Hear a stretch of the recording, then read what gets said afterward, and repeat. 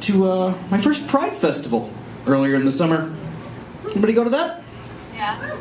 2 people. The rest of you were like, we fear that which is different from us. I'd never been before. We went. It was my first gay pride parade. And, actually turns out it's pretty much just like every other parade I've ever been to. I never really realized how gay all other parades really were until I went to the gay pride parade. A little less candy. That's the only difference. That's it. I think there's only 2 kinds of parades. I think there's gay pride parades and closeted parades. I'd never been before because I think gay rights is a very important issue. But I also know that I hate crowds and I get really angry in traffic. And I was afraid that if I got caught up in the rush leaving it, that I would just start to regress into homophobia in my car. Like, oh, you want to get married? You can't even merge! What, were you born not knowing how to use a turn signal? Oh, look, he's going the wrong way. Big surprise!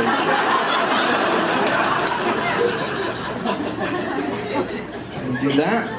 It's stupid to be homo. Only stupid people are homophobic, man. The stupidest reason to be homophobic. I've heard multiple people say this. I've heard people say, I just can't imagine 2 men having sex. Well, then you have a shitty imagination.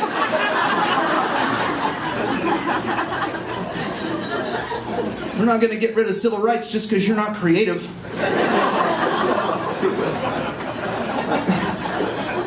I can imagine Ryan Seacrest fighting a purple Tyrannosaurus Rex on a planet made out of French toast.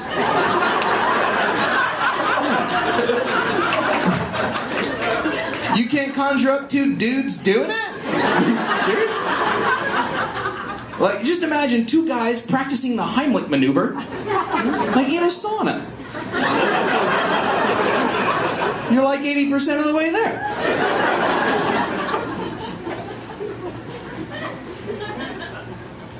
It's going to be political this year, guys. Big election year. My wife's reading this book right now. It came out a couple weeks ago. All about the president's high school days back when he did drugs as a kid. It's supposed to make you not want to vote for him again. I don't know if it'll have that effect. Maybe. One of the stories in the book my wife told me was that when the future president of the United States would be smoking a joint with his friends standing in a circle, Barack would break away from the rest of the group and sidle on around to the other side. When it wasn't his turn, he would reach in and he would grab the joint and he would take a hit. And then he would say, "Intercept it!" That's kind of why I voted for him right there. Are you kidding me? That take charge initiative, that's great, They said he invented a thing called roof hits when he was a kid, which what this is when you're hotboxing a car. For those of you not up on your presidential trivia, hotboxing.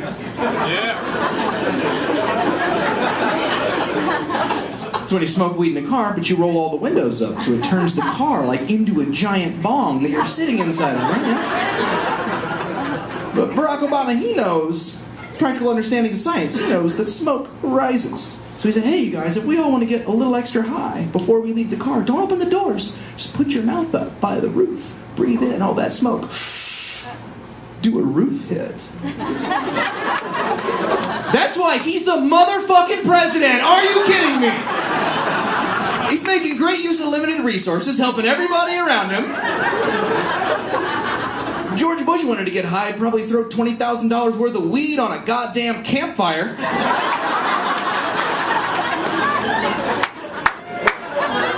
He'd go in a house and open a window. Meanwhile, Barack Obama's licking the resin off the dome light of an AMC Pacer. Yes, we can!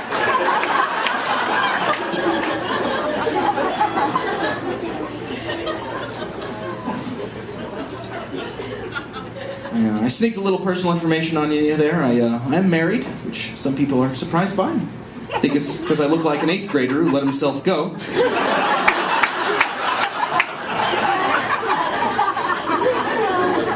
Or maybe like a lesbian going to a Halloween party, dressed as Harry Potter.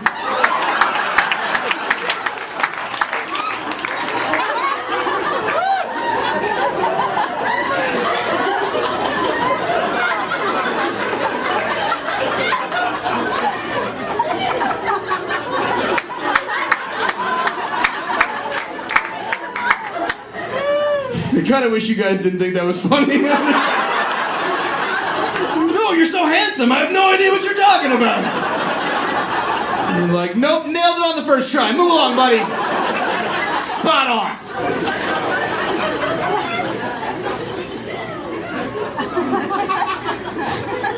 Married 5 years, no kids. Wife doesn't want to have any kids. Jackpot!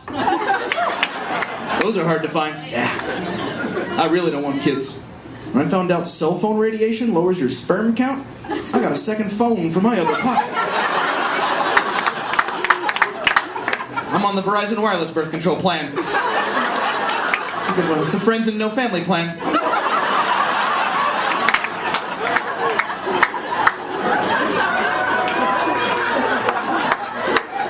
I really like my nights and weekends free, you know? Just playing double-fisted Angry Birds. Like, no!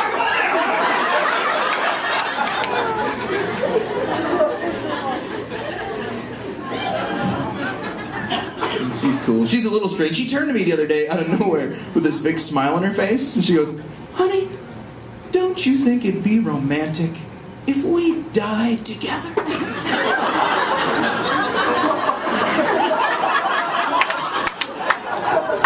I said, yeah, baby, sure, you know.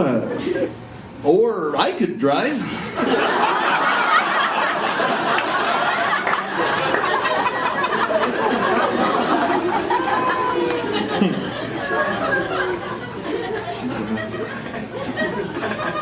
She's a vegetarian. Doesn't eat meat because she feels bad about killing the little baby animals. I'm not a vegetarian. Causes some friction.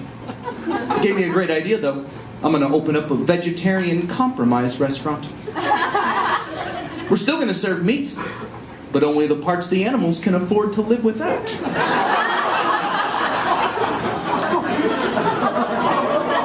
And then out back, we'll have the world's saddest petting zoo.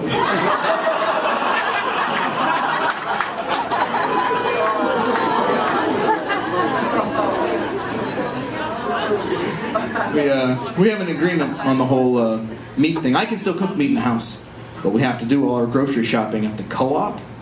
Oh, it's crazy expensive. You go to buy a jar of olives, it's like $8. The whole reason it's $8, there's a little sticker on the label. It says like, "No Malaysian children were harmed in the making of these olives." Which is great, you know, but $8. It's either that or you go down to Cub Foods, you get the $2 sad Malaysian kid olives. Feel like a jackass all day long. And meet me in the middle, co-op. What about like $5 olives and the Malaysian kids just kind of hate their jobs like the rest of us? That's fair trade right there.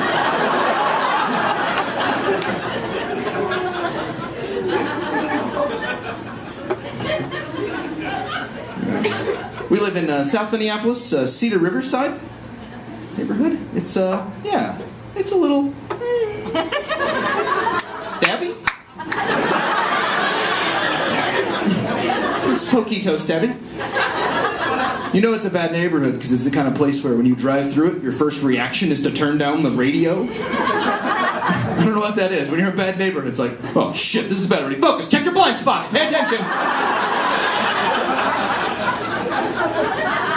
Maybe you just don't want people to hear you listening to NPR.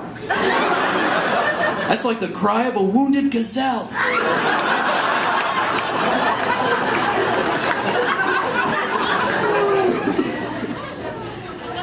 At the grocery store across the street from our apartment, there was a triple murder. Or as we call it in my neighborhood, an extra murder.